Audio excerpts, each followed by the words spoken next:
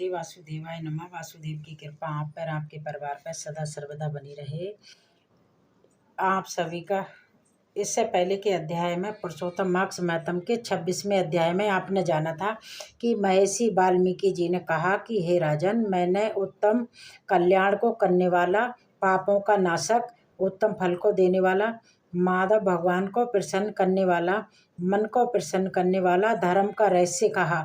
इसका नित्य ही पाठ करें। वाल्मीकि मुनि कहते हैं, हे राजन, जो इसको हमेशा सुनता है अथवा पढ़ता है वो उत्तम लोक को जाता है, जहाँ पर योगेश्वर श्री हरि भगवान वास करते हैं। इससे आगे का वृत्तांत आज सुनिए। पुरुषोत्तम मार्क्स मातम के 27वें अध्याय में श्री नारायण बोले, इस प्रकार कह के मौन हुए मुनीश्वर वाल्मीकि मुनि को पत्नी सहित राजा धनधर्वा ने नमस्कार किया और प्रशंसा के साथ भक्ति पूर्वक पूजन किया। उस राजा धनधर्वा से की हुई पूजा से उन्होंने आशीर्वाद दिया कि तुम्हारा कल्याण हो। पापों का नाश करने वाली सरयू नदी को अब मैं जाऊंगा।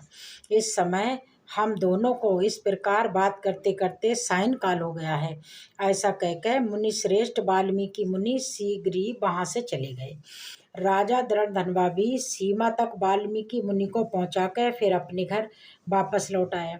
घर जाकर अपनी गुण सुंदरी नामक सुंदरी पत्नी से कहने लगा कि अरे सुंदरी, राग द्वेष लोभ मोह मद मार्ग से इन 6 शत्रुओं से युक्त गंधर्व नगर के समान इस असार संसार में मनुष्यों को क्या सुख है। कीट विष्ठा भस्म रूप और वात पित्र कफ ऐसे युक्त मल मूत्र रक्त से व्याप्त ऐसे इस शरीर से मेरा क्या प्रयोजन है। हे बरा रोहे, अध्रुव शरीर से ध्रुव वस्तु एकत्रित करने के लिए मैं पुरुषोत्तम भगवान का स्मरण कर वन को जाता हूँ। तब वह गुण सुंदरी ऐसा सुनकर विनय पूर्वक नम्रता पूर्वक शुद्धता से हाथ जोड़ के अपने पति से कहने लगी।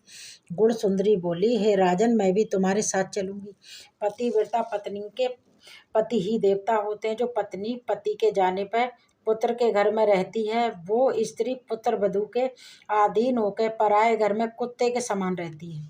पिता शुल्क देता है, भाई भी शुल्क ही देता है, इसलिए देने वाले पति के साथ कौन स्त्री नहीं जाएगी। इस प्रकार पत्नी की बात को स्वीकार कर और पुत्र का अभिषेक करके पत्नी सही शीघ्र ही वह मुनियों से सेवित वन को चला गया। अब दोनों पति पत्नी हिमालय के समीप गंगा जी के निकट जाके पुरुषोत्तम मार्क्स आने पर दोनों समय स्नान करने लगे। हे नारद, वहाँ पुरुषोत्तम मार्क्स को प्राप्त कर विधि से पुरुषोत्तम भगवान का सिमरन कर पत्नी सहित वो तपस्या करने लगे।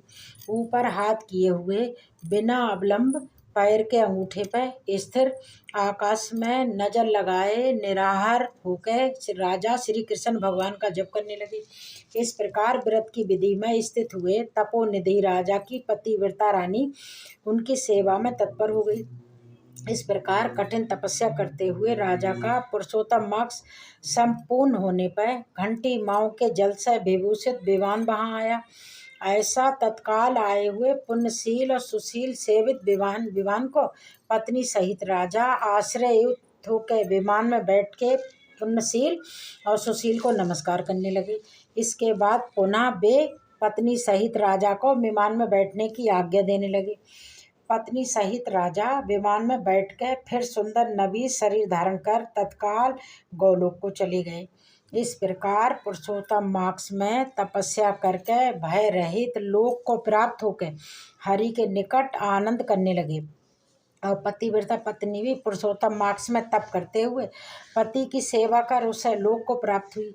श्री नारायण बोले, हे नारद, मेरी एक जिह्वा है, इस समय इसका क्या वर्णन करूं।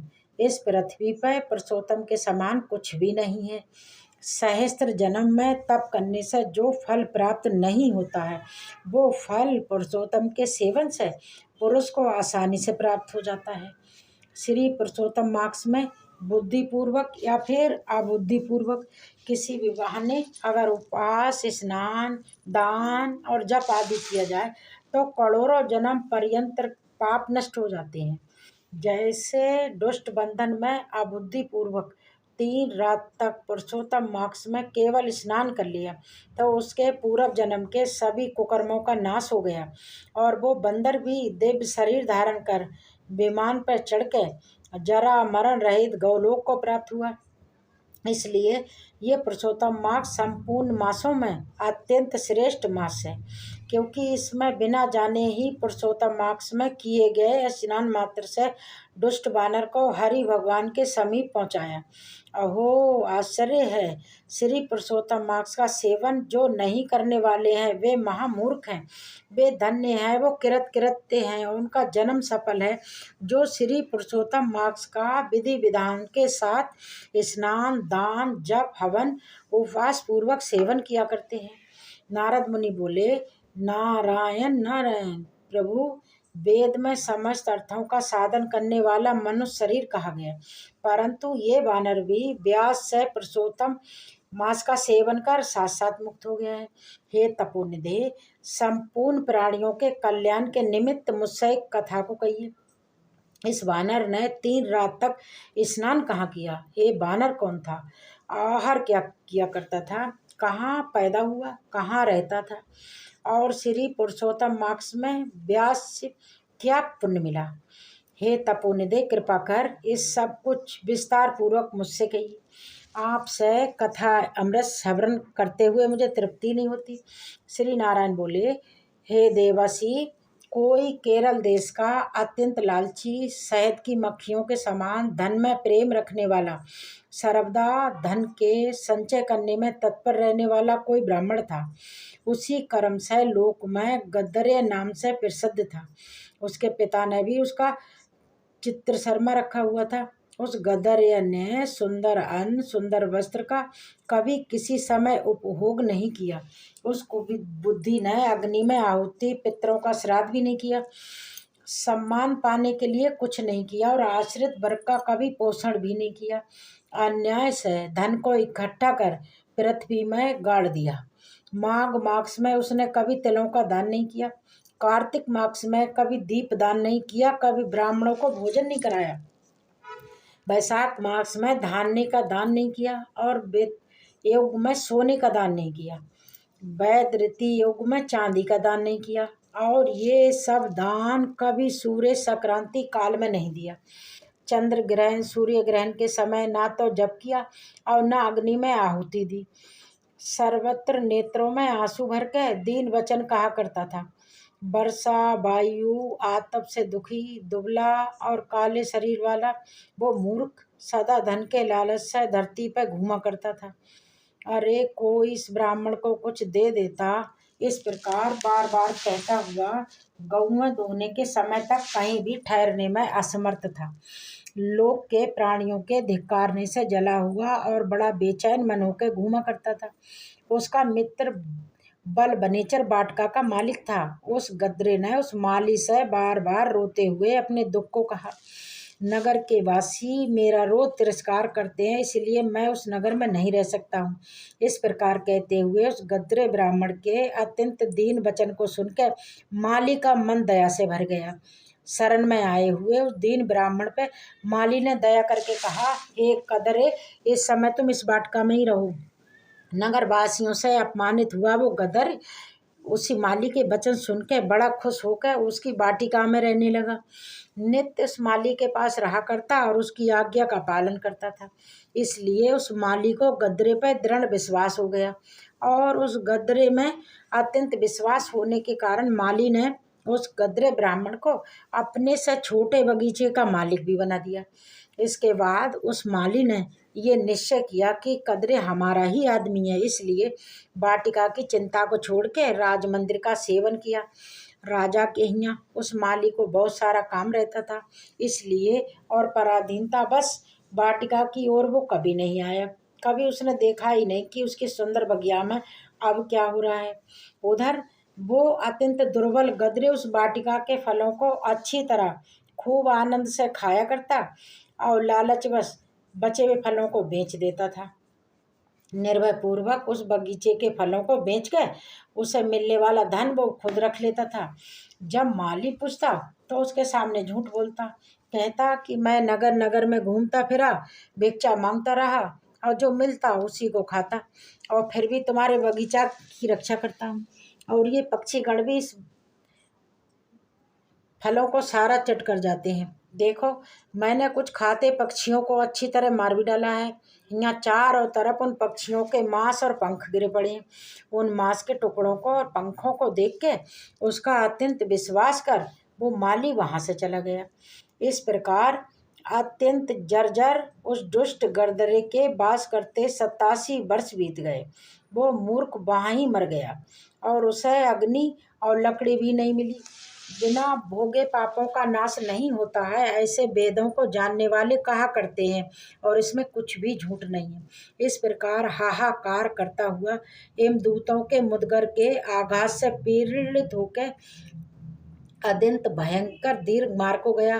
पूर्व में किए हुए कर्मों को याद करते हुआ, दुख प्रकट करता हुआ, प्रलाप करता हुआ और बुद्ध अक्षरों में कहता हुआ कि यह हो आश्चर्य है, मुझ दुष्ट गदरे के अज्ञान को देखिए। कृष्ण 7 युद्ध पवित्र भारत खंड में देवताओं को मैंने धन के लोभ से भला क्या किया, अर्थात कुछ भी नहीं किया, और मैंने अपना जन्म व्यर्थ में खो दिया, और मैंने बहुत दिनों में जो धन इकट्ठा किया था वो धन तो पराधीन हो गया।